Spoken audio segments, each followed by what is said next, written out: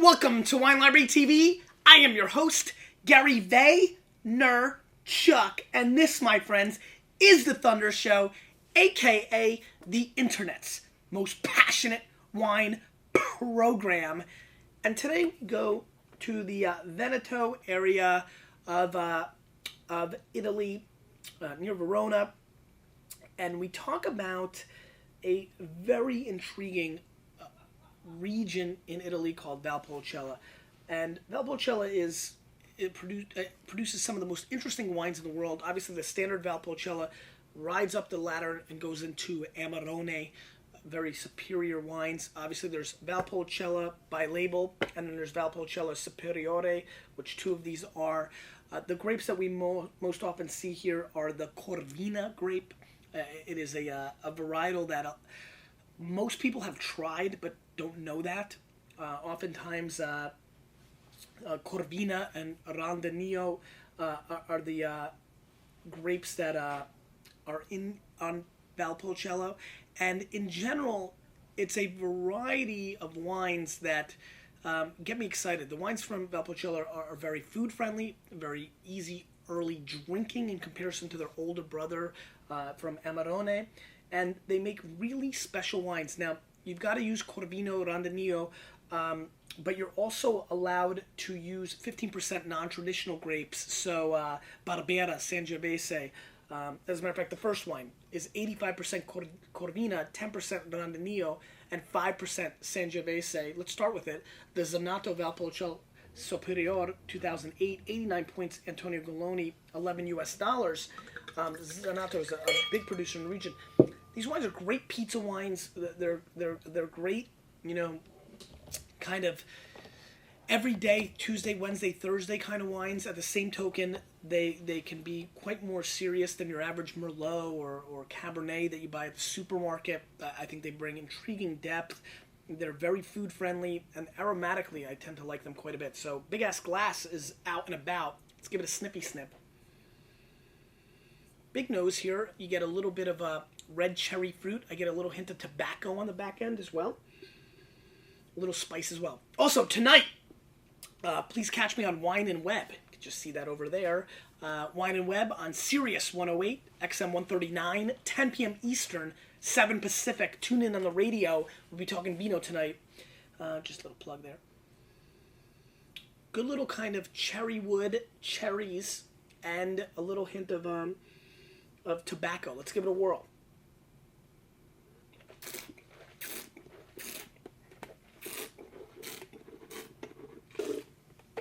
Anybody knows Antonio Goloni, who writes for Robert Parker's Wine Advocate and reviews the Italian wines, including other categories like sparkling wine, knows that he's pretty conservative. And so for an 89-point score for an $11 wine, that's pretty remarkable. Very intriguing. I like this wine. It's not as exciting to me as an 89-point for Goloni scored wine.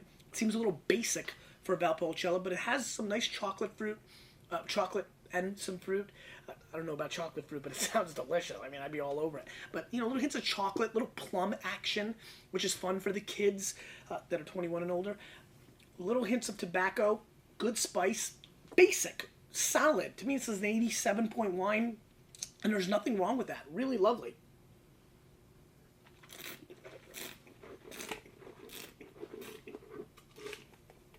I do like this little hint of chocolate on the back end. Little, almost like powdered cocoa, which I think is pretty good. Now, Valpolicella has been long respected. It received its DOC classification in 1968. So this is not a fly-by-night, out-of-nowhere kind of area. Let's go into the second wine, which is the Marchesi Faminila Valpolicella, $18 US. This was started in 1470. That's yesterday. You like that, Matt? 40% Corvino, 40 Vornese, 40% Corvina, and 20% Randonio. So old school would be an understatement. 1470. Those were the days. Those were the days when you could really drink a glass of wine. So you're talking about tremendous tradition. And let's see what's going on here. A little snippy sniff. Aromatically, not that exciting. It actually smells like the bouquet was created in 1470 because I can't smell jack. A little disappointing on the nose. Let's give it a whirl. I mean, literally, if I had to force something out of my, tush, I don't have much. I mean, it's very aromatically challenged. Let's give it a whirl.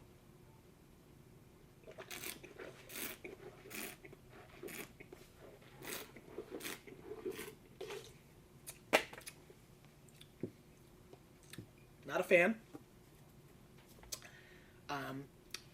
Very awkward. Lacks a lot of flavor.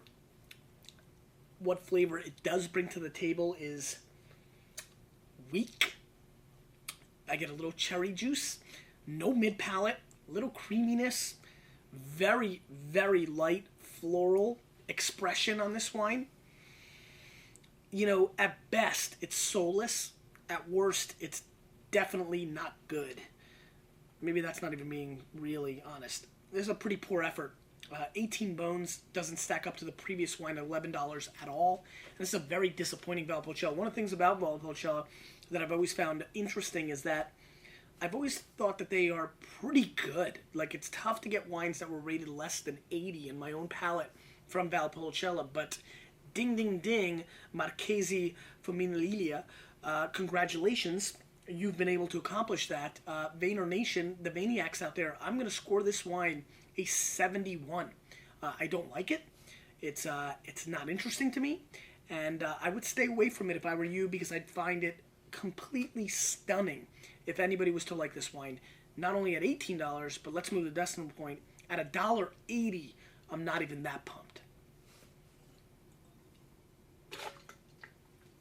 Let's move on. A little rinse.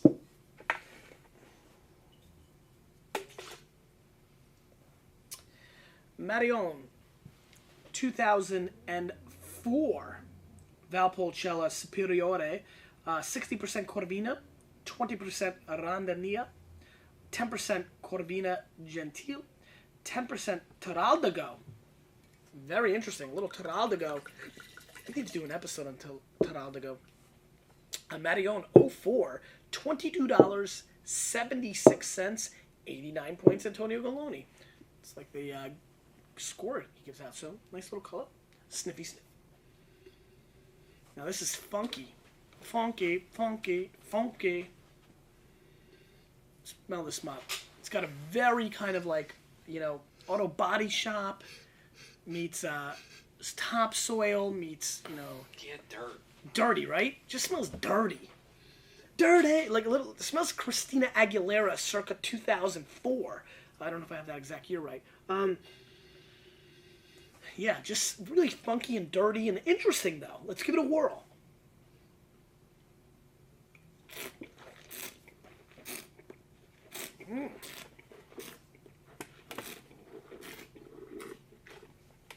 Taste this. Gentlemen, if you've got a lady friend in your life who's a big chocolate fan, like I do, Lizzie's addicted. She's like a crackhead on chocolate. This wine tastes exactly like very high-end. I'm talking, you went to Beverly Hills Rodeo Drive, and there's some new like candy shop that popped up called Chicy Chic. And you walk in there, and like chocolate-covered cherries from the great cherries from Michigan are like $4 a pop. Because the chocolate's very high-end and the cherries are very high-end, and you got to pay for them to be able to pay for the rent. That's what this tastes like. This tastes like the finest chocolate-covered cherry liqueur in the world. It is dynamite on the palate. Has an enormously delicious kind of, sensibility to it, while having an amazing mid-palate and beautiful transition to a very silky smooth, silky sheets finish. And you can still taste it. You can like almost chew this wine. It's almost dessert-like, but still has that bone-dry red wine sensibility. This is really intriguing wine. The age has to be doing wonders for it. It's an 04. It's kind of got a little more of that old world charm to it that some younger cats over here doesn't have. This wine feels like it knows how to handle a lady. You know, I mean, it's just one of those. It's like the most interesting man in the world. Like that Dos Equis guy. If you crushed him up into a wine, I feel like this is what it would taste like. What do you think, Mom? It was dynamite. You really liked it. It was really good. And that makes sense to me because you've been drinking, you've been getting more into like red wines and like you've been tasting stuff here, but you start off as somebody who liked dessert wines, and it has such fruit that it almost has dessert like capabilities. It has a delicious factor with a capital D.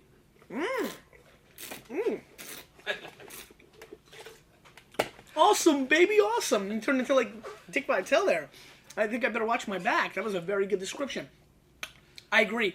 I think Galoni's score is low, though recognizing he probably scored it years ago and it's probably had some time to kind of wrap its head around. Unless this is the current release. I'm not aware. It may be. Marion may be a producer that holds back a little bit longer. I'd like to see what the current release is. That could be a factor here. I like this wine a lot. I'm going to score this wine 91 plus points, and I got to tell you, out of a lot of the wines that we've had on the show for a long time, I rarely do this. I mean, we do a lot of wine on this show.